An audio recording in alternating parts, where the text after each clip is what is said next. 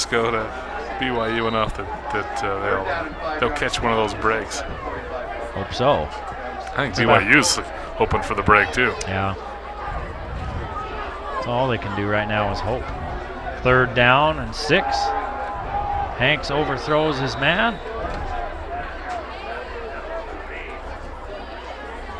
And Cottonwood will be forced to kick. New runner in there for Cottonwood, carried a moment ago, was Ryan Richards. A lot of kids getting to work toward a Letterman's jacket, huh, Dave? Yeah, may as well get a bunch of kids in, get them some experience. And mostly, I mean, the way the injuries are happening tonight, get some of those starters out of there so they don't get nicked up even more. Well, Skyview calls a timeout. I don't know what's wrong, if they're missing a player or something, and Coach Ander calls timeout. Calls his team to the sideline. Looked like maybe there was one too many players in there for Skyview. We'll see Logan in a couple of weeks as they host Park City. We've got Logan a couple weeks in a row, and then we get into the meat of the schedule where we get Logan, Mountain Crest, Skyview, Logan. So get all those in-valley games. And Skyview's got to get themselves healthy. Yeah. Mountain Crest, I thought looked pretty good last week, but they have plenty of room to improve. See how they do tomorrow against Lone Peak. It'll be interesting. You know, last year, Mountain Crest's lone loss throughout the year until they got to the end of the semifinals against Timpview was against Lone Peak. And a good Lone Peak team. A very good Lone Peak team. They've lost their quarterback, which you could tell last week. Lone Peak won like 10-7. Offensively, it seemed like they struggled, but defensively, Lone Peak is fantastic. And they've got a lot of returning kids coming back, so it'll be interesting to see what happens with the Mustangs and Lone Peak. Lone Peak won that game last year, almost on the last play. Yeah, it was last play of the game. Gives up an 80-yard touchdown to Lone Peak, and the Mustangs lose it. High snap and kicked into the end zone, so Skyview will start at their own 20-yard line. Haven't had a chance to see Logan yet. Talked to Mike Favero a couple of times over the summer, and I know he was encouraged by what he had seen. I was talking to him early in the summer before they really got into it. But he's using 2 quarterbacks from what I understand right now, DJ Nelson and now I'm looking for the name of the other young man that escapes me, but he's, we've heard a lot of good things about him as well. So, you've got a couple of they're off to a good start. Good young quarterbacks. Off to a 2-0 start, and I mean you can't start any better. Not if you've only played 2 games. That's right, and I know early on. I mean, some of the Salt Lake writers were saying, hey,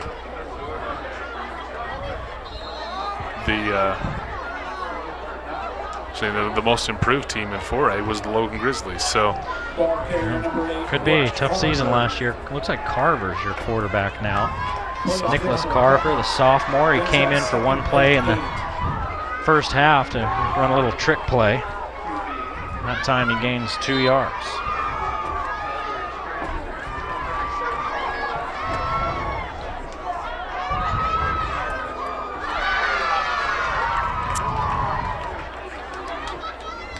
Carver pitches it out.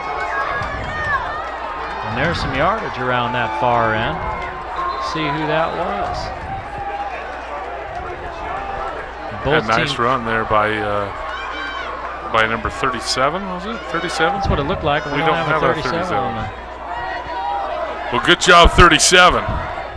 Whoever you are. Yeah, he gets that one out there. Picks up 10. There you go. There's a nice replay. The give. Nothing there. Back to the line of scrimmage. That's it. Ball carrier is number 37, Skylar Hunt.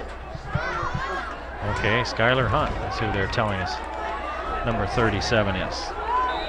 It's their secret weapon. So secret, they don't even have his name. So secret, they don't even put him on the roster.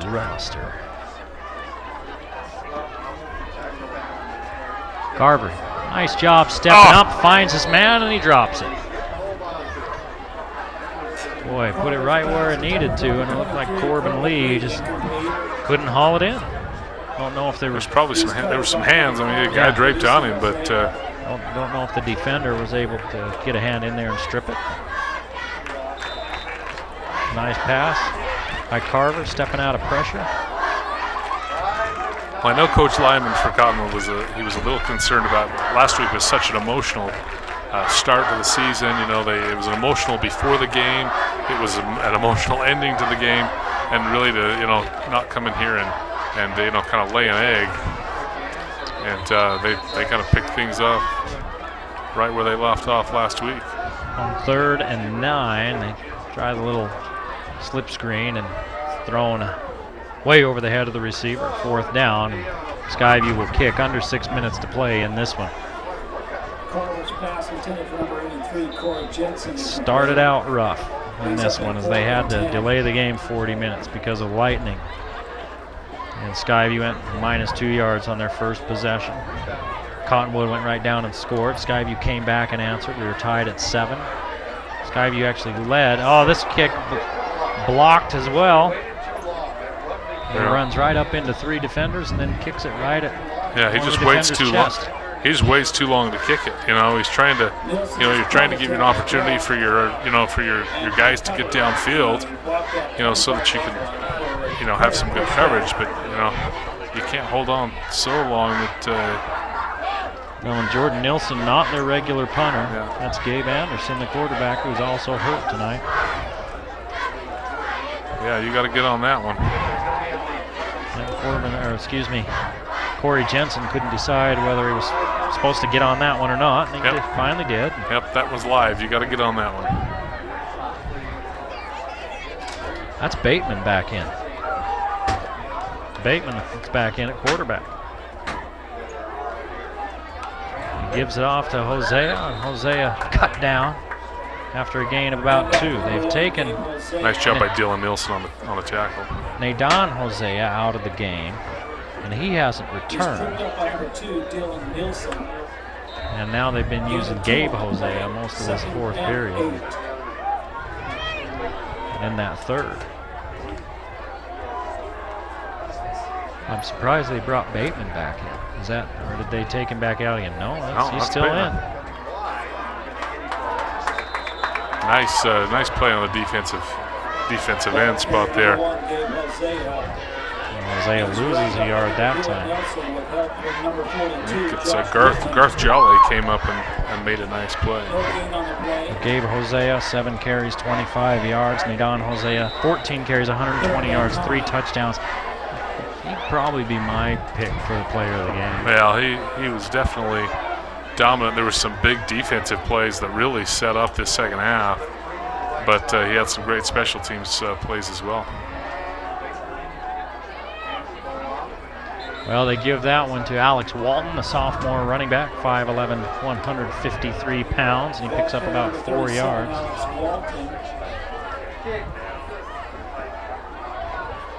See if they try another field goal. If they try a field goal here and get it, it's a 35-point lead, and the clock will. Well, I think I think again, it's preseason. You want to get your kids some live action, get this field goal team an opportunity to kick a long one here. This one's going to be a good long kick, but it's straight down the middle. Got a 40-yarder. Plenty of leg, and this one's good. 45-10, your score is Cottonwood. Lengthens their lead. Number 2, Robert Beveridge is good.